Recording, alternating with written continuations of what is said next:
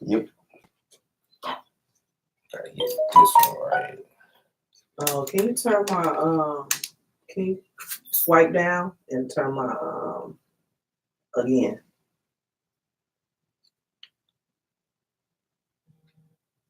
That. Yeah.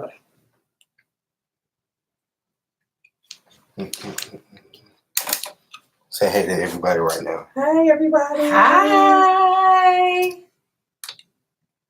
Almost there. Let's go live on IG.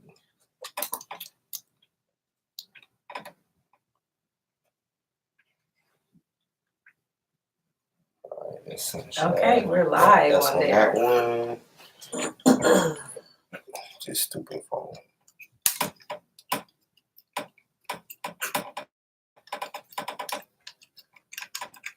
Georgia Tech Lien Bootcamp started a live video.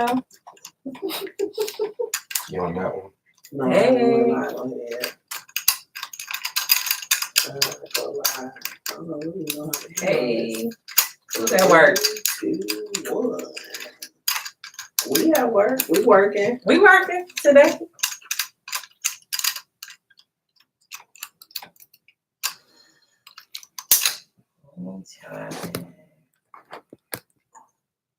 This laptop is super clear. Hey there. That's that MacBook. Sheesh. We get like you. Okay, you gotta go live. Let's see.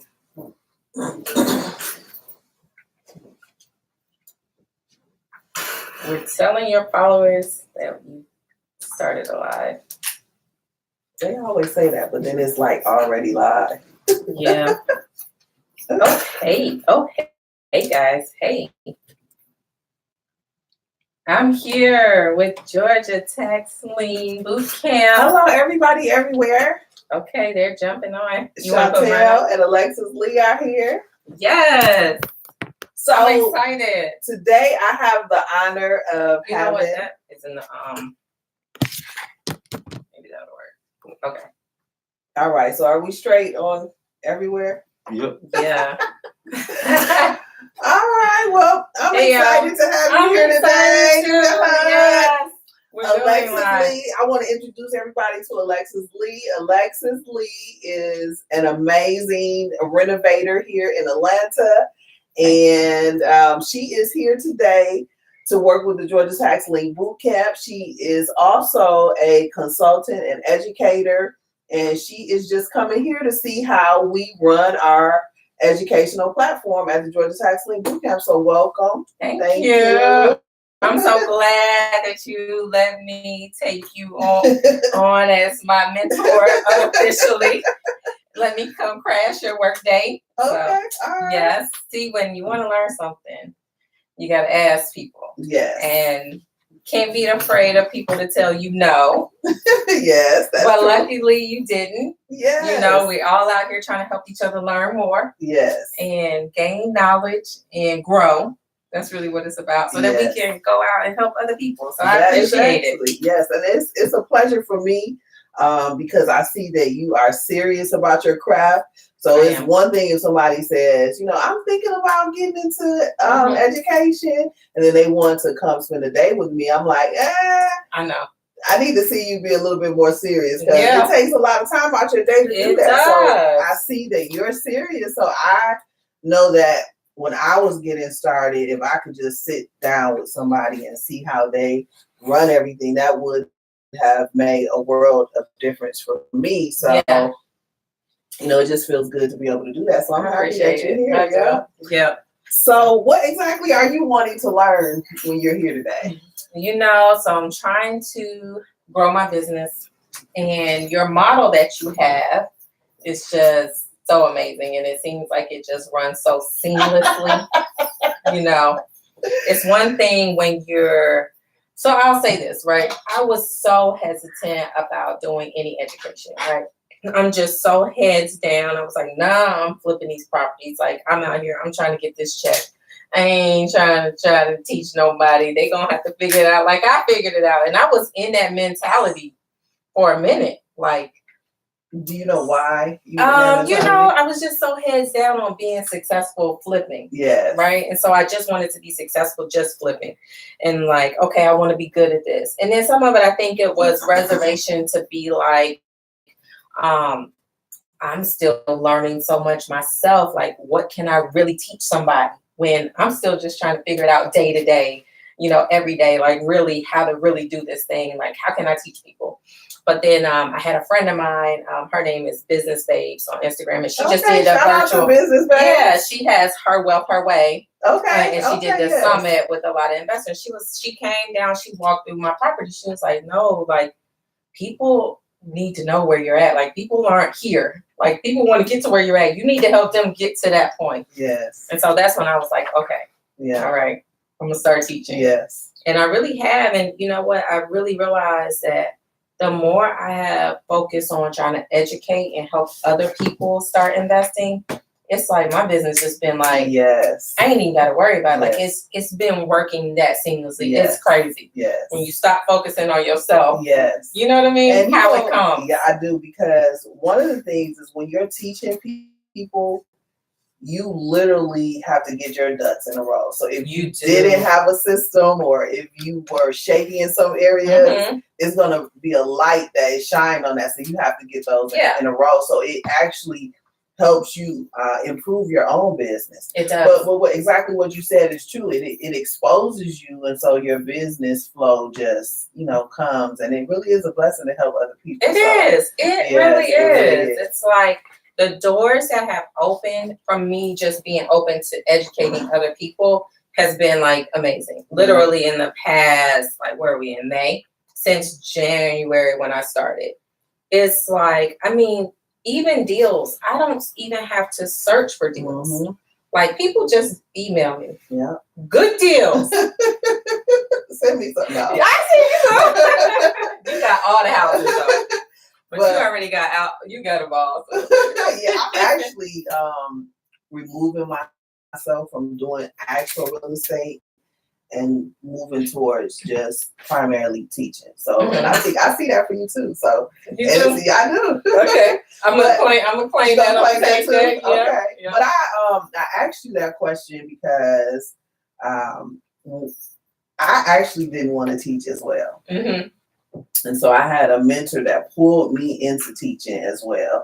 And it was a blessing though, because you pour into other people and it's a very rewarding feeling. And for me, it's like once you accomplish your financial goals, where do you go from there? Yeah. And teaching actually for me is just the next evolution. It took me a while to realize that no matter what level you are, there's an audience that you can teach, because even though I've been doing tax liens for over 10 years, I still know that there's so much more for me to learn. Yeah. But what I've learned in that time frame, I can still teach other people. Yeah. And that's really the same. And like, let's just take the educational platform. So when did you start?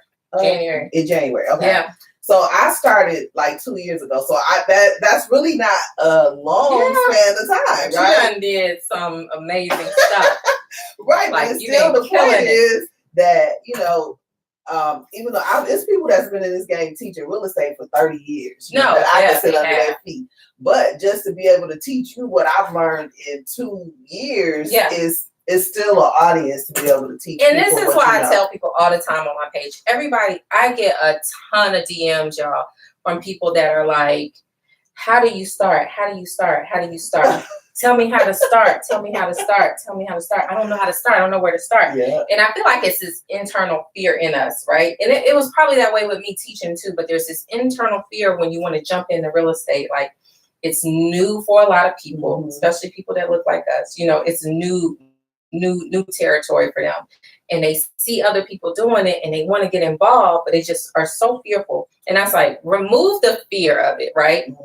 Remove hearing the disappointment you might feel from things not being successful or someone telling you no. Remove all of that. If you can remove all of that, you can be successful. And no matter what it is, in education, in flipping, in buying and holding, in Airbnb, if you can remove internally the disappointment that you might feel from failure, you can be successful at anything. Yeah. You can do anything you want to do. I totally agree with that. And you know, my secret to being able to remove that fear of failure is just to accept the fact that you're gonna fail. Yes. Like you're gonna bump your head. Yes. You know, it's like when I wanted to start learning to ride a motorcycle. The first thing the instructor told me is, you're gonna fall. Yeah. You're gonna fall on this bike. So if you can't accept that, then you don't need to ride the bike. To do it. Real estate is the same way. Like you're literally gonna bump your head. Like it's gonna be a deal that doesn't work out where you may lose some money. But these are all lessons learned. It's just like any other skill that you're honing. The more you stay persistent, the more years and time you have in it, and those years are composed of the failures and the successes. But by the time you get down that road, if you stick with it, you're gonna be successful. So that's what I tell people. And then I think too, some people get into real estate and they think it's just real quick flip. Like, I'm about to flip this house and I'm gonna make 100 stacks, and that's not how it works. Right. Like a lot of people think that's what their margins are. And I really feel like they think sometimes that's how much people are out here making on each deal. Like they coming in, we flipping properties, we making 100,000 on this deal, $100,000. That's why I like to post a lot of times the real numbers. Yes. And sometimes those might not, that be my projected numbers. That might not even be real at the end of it. Exactly. Who knows? But it ain't, everybody's not out here. It's long-term wealth building. Yeah. We out here building success, not just like overnight. It's going to happen like that, you know? And so those are like some things I'm like. So what was the actual turning point for you that actually really, because for me, I started teaching and I still wasn't committed to teaching. You know, like somebody pulled me in it. I did a couple classes. They were successful. I was like, oh, this feels good. But I still had it committed because it really didn't fit in my mind what my life vision was. Like I literally was coming into retirement from real estate. Yeah. And then I was just like, okay, so my plan now is to travel, to spend time with my family. Like, I need to get to your point. You retired from real estate. Look, let's just back up to there. Like, this is, she downplays herself, but y'all, let me tell you, did y'all just hear her? She retired from real estate. Like, that's how good she got it. She done retired from real estate. She ain't got to do that. I blush. I started like, can I get there? You can. I know. I'm gonna get there, but I ain't. You ain't too far. No, you ain't too far. No. I'm further than your thing. That ain't even in the front of my mind. But it might not be, but you are close to the point where you can set yourself up to make that decision. Yeah. Which a lot of people, like for me, that's what I was saying, is that my vision was that I was gonna retire. Like I was gonna not do real estate. I was going to travel. I want to be a DJ, so I was going to take DJ lessons. Yeah. I was going to do all the things that I always wanted to do. What happened to the live video? Charlie, fix it for us. But anyway, working on it. So I was going to do all the things that I wanted to do, and what I realized is that that's the picture we set up, but in life, it's like we always want to keep doing something. So we always want to have something that we surround ourselves with a purpose around. So I think for me, that's exactly what happened, because for a little while I started to travel and just spend time not doing anything. But that's lonely because not too many people can travel with you, can spend time with you, and do things like that. So it's like, I need to really create people around me in my circle that have that same setup and wealth to be able to do that. So, and the key to that really is, like a lot of times I'm talking to wholesalers or rehabbers, and I've been a wholesaler and a rehabber. And what I realized early on is that if I kept wholesaling or if I kept rehabbing, that I was going to continue to have to do that, right? Unless I had a strategy that I could put that money in. Yeah. And what other better strategy than real estate? Like still put that in real estate, but create an investment that will keep giving back, giving back without me actually having to go and rehab a property. So yeah, and I tell people too, like, I love rehabbing, right? I do. It's in me, right? Because that's like my creative side. Mhm. Like, I get to design my house, I get to do the plans, I get to make the changes, I get to manage it, and I get to see my vision, what I had, come to fruition. But that ain't my money. People want to flip, and flipping is great, and it generates a large amount of money for me to do what with? Reinvest. Mhm. So people be thinking, oh, you flipped this house, you made such and such. Yeah, but I'm not sitting on it. That Mhm. money gone. Mhm. That money been gone when I got it. Because I done went and bought something else that I can hold and have cash flow with. Mhm. Because honestly, that's the end game. It's like, I know people who have been rehabbing for 15 years, and guess what? They ain't got no money because they did not put up a strategy to be able to build wealth in real estate, where that once they finish rehabbing, what do you have? Yeah. What do you have? You rehab, you fix it up, you sold it. Now you have nothing. It's not yours anymore. So you're not gaining any equity on it, and you're not building any wealth. So you got that cash, but what did you do with it? Did you trick it off? What you did with it? What you did with it? Because I knew somebody who was flipping for 15 years and had nothing. Yeah. Like, that's pretty common. Yes. That's pretty common. I'm like, you gotta get the game plan together. I'm not gonna be like that. And for me, I believe that would be my story, because as good as I am with managing a monthly cash flow, I can admit that I am not good with managing lump sums. Oh, yeah. You know what I mean? And so, all our bills are paid on a monthly basis. So when you get money, it's allocated. You see what you got left over. You can invest it or do whatever you want. But that lump sum money is like, you got to stretch it, And so one of the things that happened with me when I was rehabbing is that for a long while, because the dream that sold HGTV and all these other channels is that I want to be a full-time rehabber, right? Yeah. So full-time rehabber means that you don't have a job that pays your bills, your house, your electricity, your food, your car, your insurance, your kids' clothes. So when you're rehabbing and then you get that money, a large chunk of it has to go to those expenses. It does. And nobody calculates the cost of living in a rehab budget. No. Right? They so don't. It's like, and for a long time I couldn't figure out, like, why am I making, $30,000, $40,000 and then I'm still broke? Because then after the rehab, after working with contractors, after working with hard money companies, after working with a seller, an agent or even a buyer, I'm so drained that I literally have to take a vacation. Mm-hmm. You do. I have to take that in between. Right. That's what I'm saying. Like, I close a deal. I'm like, oh, it's vacation time. Yeah. But then that takes up a chunk of money. Then, like you said, I have to take some of that money and go reinvest because I don't have any more money. I got to do it again. Yeah. So it's a cycle. It is. It's a cycle. And what you have to do is be disciplined enough.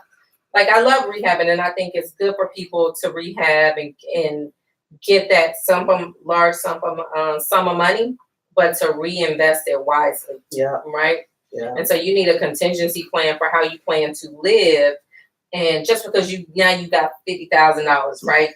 That doesn't mean you're rich. No, honey, you couldn't have told me that. I know. Before. Okay. You couldn't have told me that. But you get $50,000, right? And then people are like, especially when you're younger and you just did your first deal and now you're excited and you renovate. I never get excited about seeing people flip on Instagram or TV or nothing. Right, because I know. I already know. You might not be making that car note, actually, just to be honest. Right. They might not be making that payment. And then a lot of that stuff be leased. And they really honestly don't own any properties. Right. But the smart thing to do is get that cash flow, right? You got that large sum now. You did your first deal. You did it successfully. If you did it successfully. And you got 30, 40,000. Invest it in something that you can hold on to. Mm-hmm. Take Georgia Tax Lien Bootcamp class and go get some of them tax liens and put your money in somewhere where you don't need large sums of money, but now you have properties that you can sit on, Yes. right? Yeah. And let them build equity Yeah. that like she over here quietly doing in retirement. How I need one to. of the, so, and I always like to quantify that because for a lot of other people, they may not have been able to retire in my situation because their standard of living is a lot higher. Yeah. So for me, I have a simple standard of living, Yes. right? And so, and that's okay for me. It may not be okay for other people. So I'm okay with, you know, driving a beat up truck. I'm okay with, you know, living in a house that I once rehabbed, Yes, as a rental property. Honey. So that's okay for me. But if I wanted to live like a lavish lifestyle, then I may not have been able to retire yet. Yes. You know? So, and that's just, you know, something that people have to decide. Is that lifestyle more important to them than their actual freedom? Yeah. You know, and so for some people, that the status or whatever they feel that fulfills for them may be more important. But for me, in creating wealth, the first time I got a mentor, the first thing he told me is, you're gonna have to reduce your lifestyle, because I was living in a $400,000 house. Yeah, you know, Honey. I was driving a $60,000 car. You know what I mean? And so he was like, you're gonna have to reduce your living expenses. Yeah. And and I didn't want to do that, but by default I had to, because it was during the market crash. Yeah. And I didn't have income coming in, so I lost that house, I lost that car, and when I started back over, I had to start at bare minimum. And I was just, and then at that same time, when I got into tax liens, I was able to see how quickly you can generate enough income to take care of expenses when they're low. Like if you can live on $3,000 a month, then you can create that easily with tax liens. Yeah. You know, and then you can take that additional money and begin to buy more property and create more wealth. And so, and then once I surpassed that, it was like, oh, well, that stuff wasn't really that fulfilling for me anyway. Yeah. I want to be able to do what I want to do when I want to do it, you know, and I want to be able to tell people yes or no based on what I really want to do. So if I don't want to do something with somebody, I can say no, and it's not based on finances. Yes. You know, and so those are the things that are important to me. And so that, based on that and my cost of living, that's why I was able to say, you know, I'm ready to retire. I tell people all the time, right? So a lot of times they see the more glamorous side of it, and they see, oh, I sold this property, and they make assumptions about like how much money you have or what you did or whatever. But there's so many sacrifices that you have made, or just people, investors, period, have made to be successful. Yes. And like, so a lot of times they don't see that. But I try to tell people, they come to my class, I say, I've made so many sacrifices. I literally live in my parents' basement right now. Yeah. Today. Right. I live there. And that's a great decision. Yes, it's the best decision I made. I'm a single mom, got a live-in babysitter. Yep. I finished out their basement and added equity to their house, right? So I'm adding equity to my parents' house. I get to live I pay them rent, but minimally, you know, like I wouldn't be able to live anywhere else. And, you know, I save, and all that money that I would be paying on the mortgage that I had in my $300,000 house, now I get to invest it. Yeah. And just reinvest it. You know, but those are sacrifices. I mean, I wouldn't mind living back in my own house. I mean, I don't mind living with my parents because we're very close. Yeah. But you know, that's a sacrifice I made. I had a ton of equity in my primary residence, and I was like, I'm about to sell this and invest it into rental properties. And that's exactly what I did. But a lot of people don't see that, and they don't understand the sacrifices it takes to seriously be successful and build. My thing is like, I see it differently. Like, I want long-term wealth, right?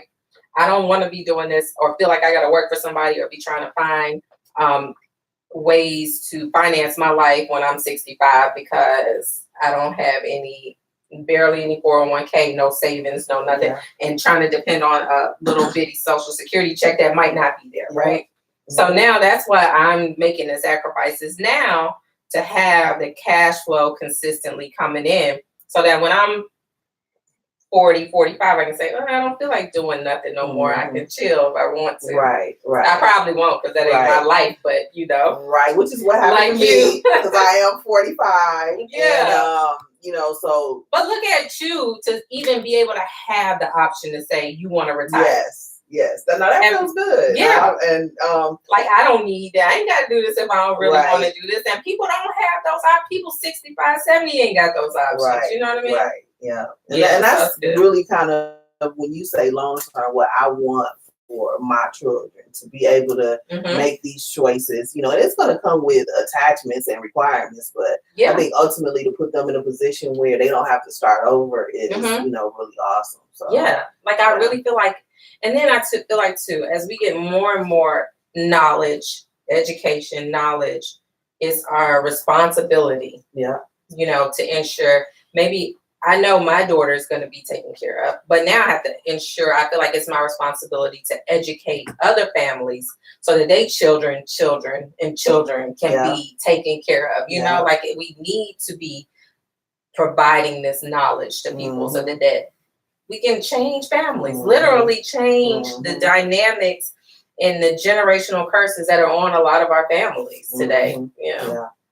So in teaching, one of the things that I realized is that in building a business, building a brand, in order to expand and hit the masses of people, that I really wasn't going to be able to do that by myself. Like it was just really too much pressure to create the systems that are needed to really create that platform. So I realized that I was going to have to build a team. And so in building a team, that now takes me from just an educator to, you know, building a brand, building a company. So then I'm like, okay, I'm sitting in the instructor, teacher, mentor role, but I'm also sitting in the CEO role, right? And so for me, at some point, I just made a decision that I'd much rather sit in the CEO role because I feel like for me personally, I could facilitate that role. I think I would be more impactful in the CEO role more so than the instructor role. I think I'm an awesome instructor. You are amazing. But I think that, and I think too, in the back of my mind, I've always had a desire to build a company that was sellable. Like I could actually literally sell this company. Because in building my real estate business, I didn't even really realize this until I actually was ready to retire, is that it really was kind of just like a hustle. Like I really didn't run my real estate business like a real business. So I literally couldn't sell the business. Now I could probably sell the properties, but I couldn't say, okay, let me take this square box as a business and sell it to somebody because everything was in my head. You know, I had a couple things in email, a couple things in Excel and, you know, like that. But for the most part, it just wasn't organized. And so I think internally, I've just always had a desire to build that type of business. And I think this platform is just giving me an opportunity to do that. And so I think that for me is kind of the draw to not actually retire. And then also the feeling of educating people is very rewarding, right? But I think I could even do that without having to be out there actually doing it. You know what I mean? And so I think the draw of creating a business is kind of what's like pulling me back. And I'm like, you know, I kind of struggle with that sometimes. Like, oh, I really want to retire, ready to go buy, you know, buy a house on the ocean, live on the ocean. And then, you know, the team will do something. And I'm like, oh, that was so exciting. We reached another milestone, you know? So it's just always like this tug of war for me, you know, to be able to do it. And it's like that when you're actually building a business. I tell people, like, you know, I know a lot of people, they start as just when you have the entrepreneur spirit, right? And you start building something, and you, even in real estate, whatever business it is, or whatever you're doing, you gotta run it like a business that you are looking to sell to somebody else, and not like a hustle. And I tell people all the time, like, don't nobody care about your birthday, Mother's Day. They don't care about Easter. We don't care about Christmas. When you're running a business, you run a business. And you run it like a business would run. Because I don't want to go order something online from Amazon and they tell me, well, you know, it's the CEO birthday, so we not shipping nothing out today. Like, you know what I'm saying? Like, we have to get to the point where we're actually running our businesses like something. We're trying to create something that we might one day either have shareholders or sell it to someone else. And you want it to be something and have the reputation that somebody would want to purchase. And I'm just like, we got to get to that point where we stop realizing, you know, there's a line. You gotta learn how to jump over that line from hustling to get things done and make money to actually run a business. And I always try to give feedback to other small businesses. I'm like, set your office up, get you a scanner and a printer and a fax. Don't be sending me nothing from no UPS store because you had to go get something scanned because you don't have that in your office when you're running a business. Right. Don't nobody want that. Right. Don't nobody want that. Right. And then with technology here today, all that's on your phone, so you really shouldn't even have to go to. Come on, I'm like, y'all, we have got to do better when we're running our businesses because we want people to take us seriously. No one's going to take you seriously if you're not really running your business properly. Yeah. You know, and so I think that's so important. Yeah. And you run your stuff seamlessly. That's why I'm here today. No. Yes, you do. You can ask my team. It is not. We are always constantly on the lookout to make it more seamless. Like my whole theme right now is automation. So yesterday we had a meeting on automation because if it's something as small as, you know, like we use Eventbrite and we want Eventbrite to talk to our CRM. We want that to happen automatically. We don't want somebody to have to go into Eventbrite, download a spreadsheet, then upload it into the CRM. If that can happen automatically. So constantly just doing an audit to see, okay, what process can we automate today? Because I agree. All those little steps could literally just have you lagging behind. So that's some of that stuff takes all day to do. That can be just automated. And I'm like, with anybody's business, they should be trying to figure out how to automate automation. And that really makes you more reputable instantly, right? Yeah. People go to your site. I tell people, even if you're selling stuff, I'm not buying anything from someone who has a big cartel site. I'm not doing it. What in the world? It's 2019. Now, get you a web. No, I'm not doing it. Now listen. When I first started, I didn't have a website. You had big cartel? No, I didn't. I didn't have anything. So I went on Flipology Radio. I was being interviewed on there, right? And Julia Standard, who is actually a part of the Georgia Tax Lien Bootcamp team now, she was interviewing me. And so had a perfect interview. And at the end of the interview, she said, so tell everybody, you know, how they can contact you, your social media and your website. And he got silent. And I was like, that will never happen to me again, right? And so I say that to say that one thing about being in business that I want people to know is that don't wait till you have everything perfect to start. Yeah, now, you definitely don't. Now, you can start with, what's it called, Big Cartel? Start with your Big Cartel, but as soon as you make $1, reinvest and move up. You know what I mean? Like constantly be improving. But don't wait till you can afford a big time WordPress website that costs you $5,000. Like get started somewhere. But they don't even cost that much, right? Because when I go on them Instagram pages and y'all got on your Chanel bags and you selling your clothes and whatever you selling, and I click on your site and it say Big Cartel.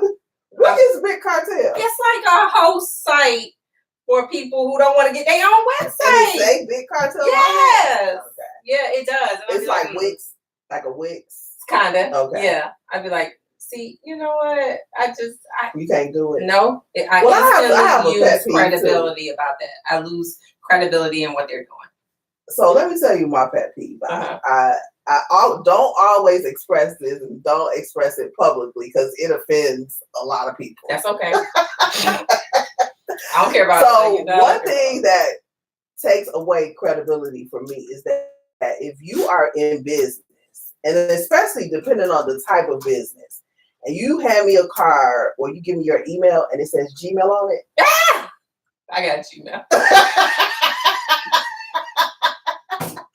I'm like, but my cards are with my broker, and then we got our own site. So right. Yeah. Mm-hmm. So I'm just feeling like, okay, that's just like the next evolution in, to me, being a bona fide business is go ahead and get a domain so that when I see it, I'm like, oh, okay. You know what? You are 100% right though. You are though, and you need to tell people that. I know, but there's so many people that's like close to me, around me, and then just like I don't know that you have a Gmail, right? Yeah. So I don't know who I'm gonna so say many that, websites. but I'm sure. But the thing about it is, people actually have a domain and they don't even use it. I do. Right. So it's that's too long. Can I use that? Can I use that excuse? Look, our domain is GATaxLienBootcamp.com. That is so long, but guess what? It's branded. That is. You are so right. It's branded. Well, y'all, guess what I'm going to do today? She called me out with Not my email. intentionally. I don't care. She called me out, and so I'm going to start using my branded email. But guess what? You've been able to build your business without doing that. So that's my whole point, is that you can start where you are and continuously build up. But one thing I think that people have to do is, when you're building a business that you want to sell, you have to actually brand it. You have to actually look at that business as if it's already there. So then the decisions you make, if you're going to sell $1 billion company, what does that look like? Yeah. So then you automatically start taking those steps. So you don't say, oh, well, I'm just a $20,000 company right now, so I'm going to act like a $20,000 company. No, see your company as $1 billion company. That means you got to draw the building, put the logo on it, put some workers in it in the drawing, whatever. You got to see that so that you start to take steps to make it look like that. So if you would see my first website, that website was so horrible. It had to be worse than a big cartel, because I'm sure those come like kind of already. No, this was like me going on Wix, moving stuff around, creating a website, and like, it was so horrible. But guess what? People signed up. You know what? That is so real, though. See, and that is why I'm here. But you know what? I'm not above being criticized and brought up to the next level. Right. And I feel like none of us are, right? Right. And so as we build up, as you build me up, I need to be building the next person up too. You know what I mean? So I'm not above it. I'm gonna start using it. Yeah. So what's on your reading list? We're talking about building each other up, and for me, I know that is, outside of mentorship, reading is like one of the key ways that I'm always honing my skills, that I'm always like researching. So what's some of the books that you, or do you read? I read. Okay. I'm reading this book.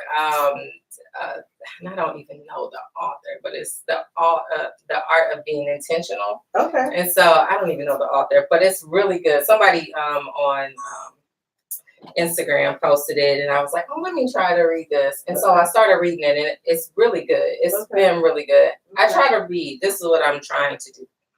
I am trying to read for anywhere from 30 minutes, 45 minutes at night, every night. I already don't watch TV. Like, I just don't have time. I don't know how. I don't have time.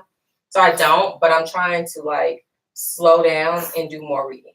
Because I feel like there's messages in it that you need, right? Even if it's just my Bible or my devotion, and then a book that I'm like kind of trying to keep going on, you know? And so I'm trying to do better. Okay. Because I wasn't reading. Okay. I would be on website. I would be on the internet all the time. Right. And I feel like you can get knowledge from there. You get knowledge from there, but like I like to or maybe I should reframe the question to be like, what things do you do to hone your craft or increase your knowledge? So it may not be reading. Like, you know, YouTube is great as well. So like, what other things do you do? So I've been doing ton of research on just trying to grow my business and really learn about construction. So I've been doing a ton of research on construction aspect. Like I want to know every part of it because I think I mentioned to you I'm trying to get my contractor's license. So I have been doing a ton of reading on that. Okay. Do you know any lady contractors? I do. I know a couple of them. Yeah. Okay. Just a few of them. Here in Atlanta? I don't know any in Atlanta. Okay, so I'm gonna introduce you to some. Oh, really? Danielle Jasmine. Shout out to Danielle Jasmine. Okay. I'll introduce you to her. Have to connect with her. She same with you, started out rehabbing and just dealing with contractors. Was like, you know what? I'm not doing that anymore. I'm gonna get my own and run my own subs and does beautiful rehab. So I want to put you in contact with her because I believe that networking is the next biggest thing. It is. It is. Yes. Network and collaborating. Like you don't even know how many doors just open up because of just networking with people. Yeah. So I had somebody send me a DM, young. He was like 17. And he was like, really interested. Me and my friends, that's all we talk about is like just trying to figure out how we can buy some properties together. At 17? At 17. I was like, man, I wish I was at 17, just close to it. Yeah. And I was like, y'all need to keep having those conversations and start collaborating. But I was like, and also I was like, you need to find a mentor. And I was like, see if you can find you a mentor now that you can learn from. I said, work for them for free and really try to learn as much as you can at 17. For free. For free. For work for somebody for free? Free. For free? Girl, who work for somebody for free? Nobody want to do that. Nobody want to do that no more. No, they don't. They don't want to work for free. They want all the knowledge and everything, but they don't want to do the work. But what's so crazy is this. People would rather pay you than work for you for free. I don't get that at all. Or some people, they just want you to give it to them. So I'll tell you how I deal with it, but how do you deal with people? Because this is something that anybody who wants to build an educational platform, you're going to have people who, one, can't afford your services, or two, just they can afford it, but simply just don't want to pay for it. They feel entitled. So how do you deal with people that come up to you and say, or DM you or email you and say, like, here's a list of my 50 questions that I want you to answer? I don't respond. You don't respond at all? Because I don't.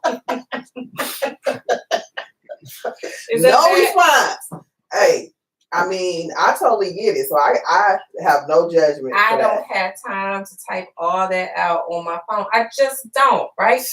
And what I'll say this. I respond to some questions. Like the little 17-year-old, the way he wrote it out, he had a greeting for one. Oh, he said, hello, how you doing? People don't greet anymore. He had a greeting. He told me who he was. He told me what he's currently doing. And he told me what his goals were. That instantly makes me want to respond to someone, right? Not know, tell me what you know about flipping. Send me some info on tax. Yeah. No, that's how they come at you. Right. Talking about, I'm interested in houses in Atlanta. What can you get? What can I get in Atlanta for under 50? I don't damn know. You picked the wrong one. Right. I scroll past those. But like a greeting, an introduction, what you're doing and what you're looking to do, like a lot of times I respond to those.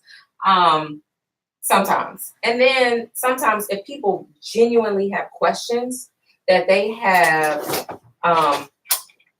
are in a bind and they need a response to a question and they just, you can tell that they've done their research and they genuinely have a question about something to help them get through a challenge. Hey, D. Hey.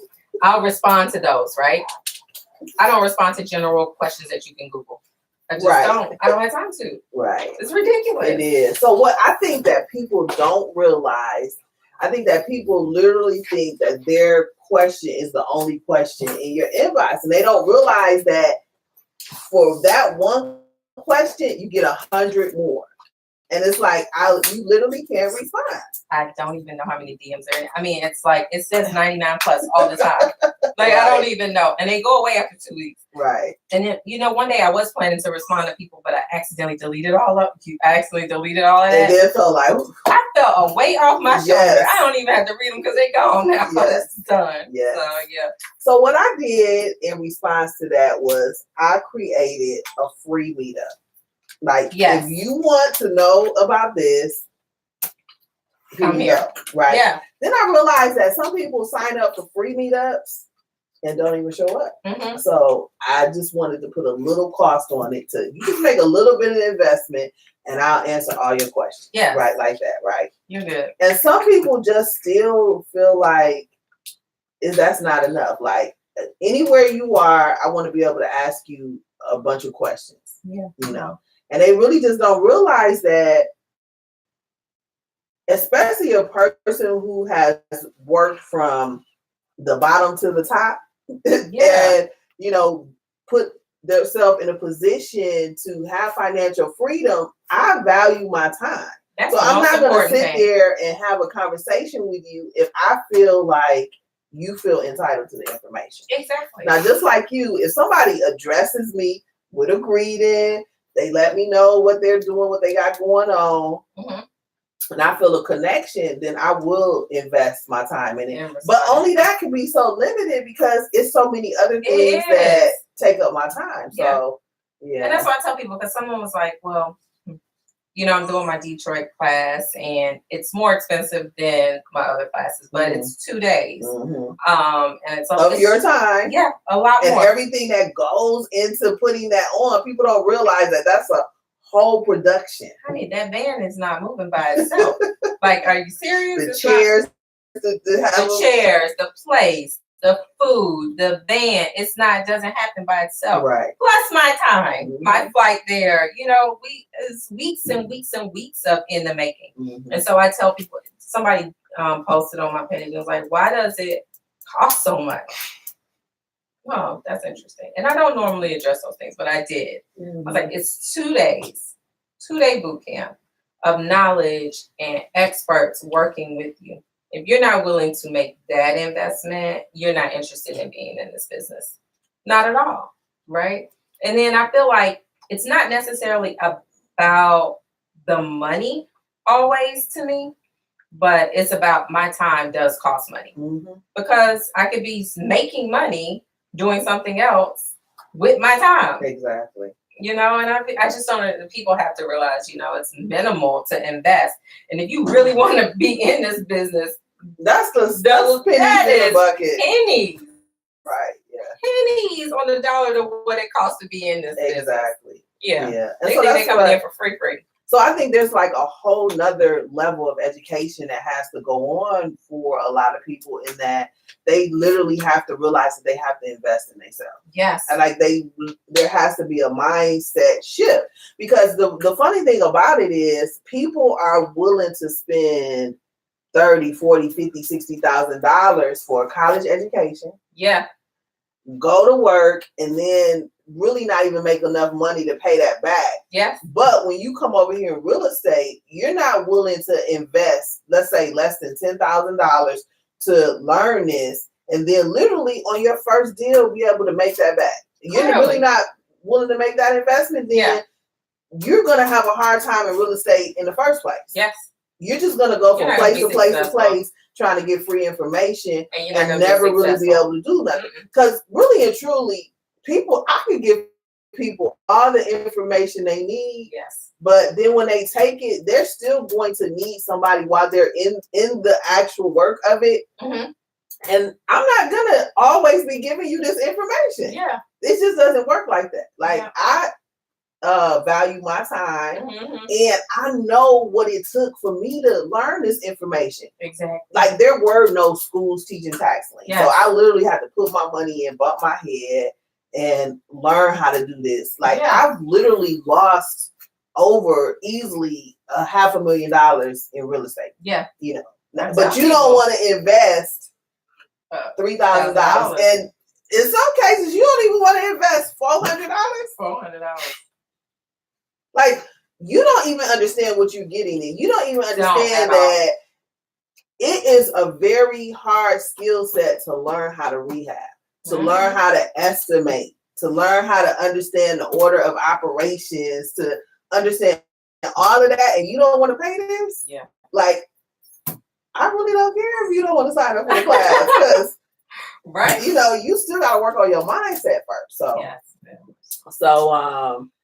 I think we coming up on our time. Is there anything that you want to say, or No. anything that Charlie, our videographer, wants us to say? Hi, Charlie. Hey, Charlie. Sticking his head Or in. our chief operating officer over here, D, just walked in. Is there anything that we didn't cover? Let me see some of these questions on the board. I kind of want systems different from other educators. What makes Rehabbing with Alexis different from anybody else that has an educational platform?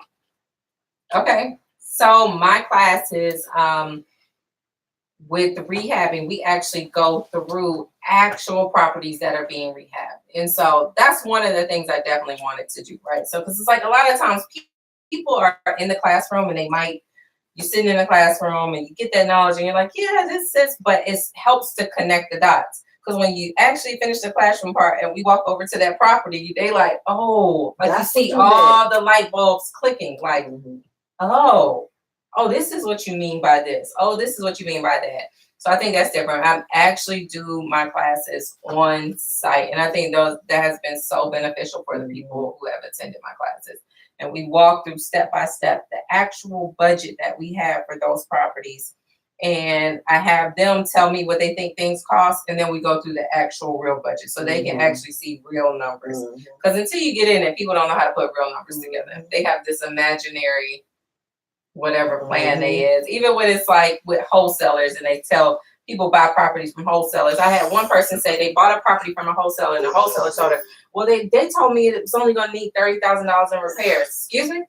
They told you didn't. They told you that? You didn't do your due diligence? Did you ask them, have they ever even rehabbed the property? Because more than likely they might not have. They can't tell you how much. They're trying to sell that to you. They're not going to tell you that it really costs you $90,000 to rehab the property. You got to know that on your own. So then, they stand there like, oh, Lord, like, what am I going to do? I don't have 90. Well, now you got to figure out how you're going to get the money to get this property rehab and get it sold. I think that's a great course for you to create rehab numbers for wholesalers.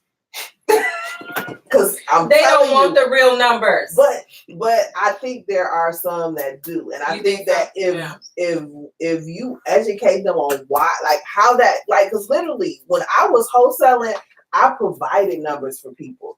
And I literally could not keep up with the demand from my buyers list for properties, because when I got some, it was gone. Yeah. Because they understood, like they still did their own numbers. And I had many of them tell me like, oh, you was off 10,000 plus or minus. So that's good. If I'm off plus or 10 minus 10,000, that's great. That's nice. So if they understood like how that literally could increase their business, if they understood that knowing the numbers, they could literally open themselves up to a whole pool of buyers. But what I realized is wholesalers just focus on rehabbers. They forget about landlords and buying holders because they don't know how to calculate those numbers. You know? They don't. So if they had the numbers, I think that, once 1 or 2 or 3 or 4 started seeing a benefit, then everybody else then jumps on that bandwagon. Yeah. So. And then I tell people like that are trying to get into wholesaling, because I feel like that's the new thing now. Like everybody want to get into wholesaling and like they want to jump in. And I be like, wow. And there's so many wholesalers. But you know what? Because you know why? Because a lot of people, if they feel like they can hustle, they can wholesale. Yes. But there's a part of it about just what we talked about, building a business, right? So you can wholesale, you might do 1 or 2 deals and you might have got a little cash flow from them. But there's a line, you have to be credible. Because really, if you're not credible, you're not going to get like the repeat buyers coming back to you, right? And then you're not going to get the true rehabbers who are going to look at your stuff and say, this is not right, right? When you start getting super greedy, trying to inflate them numbers and make them ARVs what they not, it don't work. Because I had a wholesaler, he has a property across the street from my house, and a house that I just finished. And I said, called him and said, how much you selling it for? And he told me 90,000. And I said, oh, for real? I'm like, because from what I've been seeing, they go around 60 around here for the same property. And he's like, no, you don't know that. He tells me, you don't know the ARVs. Oh, I don't. No, you don't know who you're talking to, because I'm the one who created all the ARVs. I've done all the houses over here. I know what they go for. I know what the renovation costs are, and I know what the ARVs are, and yours are all off, trying to be funny. Right. And it's just like, not reputable. And I'm like, you got to really do your due diligence, and you should know, like, the neighborhoods you go to, really see who's doing the houses over there. Really, that's your buyers, the ones that's already doing renovating over there. Yeah, so I'm just like, yeah, come on with these wholesale numbers. Y'all got to do better. Well, two things I know we going long, but two, because I'm as Charlie knows, and D, I could go long. But anyway, I think it's important that we talk on two things that you mentioned. One, working for free. Yes. And then two, mentorship. So one question I would like to ask you is that you called me up, you said, can I come work for you for free? Yes. For a day, just to, get your mentorship and see what you do. So tell me what you feel is the benefit of that, like having a mentor and working for free. Yeah, I mean, so it's like, I think relationships have to be mutually beneficial, right? So I got to be bringing you something while you're pouring into me. Mm-hmm. And so I'm like, look, I'm going to do what you want. You need copies made. What you need? We about to put you to work. I'll get to work. I'll do some work. You need flyers printed. What you need? I got you, And while we're doing that, it's like you instantly get their knowledge. Right. Because I tell people, like, you come work for me, I always talk. I'm telling you exactly what I'm doing. I'm telling you what I got coming up, what I got in the pipeline.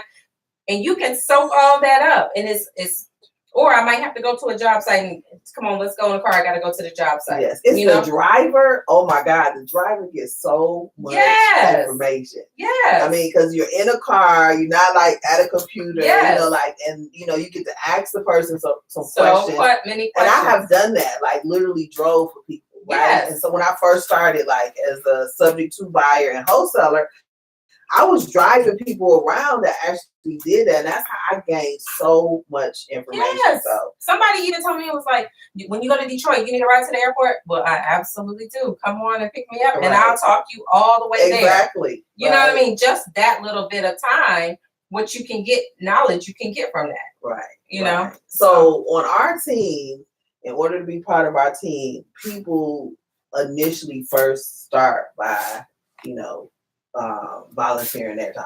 Yeah. And then can eventually move into a paid position. And so I just think that that's important because it just shows that they're willing to invest in themselves. Yeah.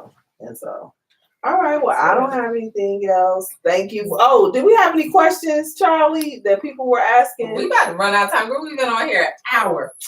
We make our own time. No questions. Does it cut? It cuts off though, doesn't it? Oh, does it? Yeah, after an hour, I think. Oh, I see. I don't know anything about it. This is still rolling. Oh, because we have 43 minutes. Any questions? Let's see. Thank you, and Alexis. I so appreciate this. Can't wait till I get off work so I can finish listening. Oh yeah. How did you get organized to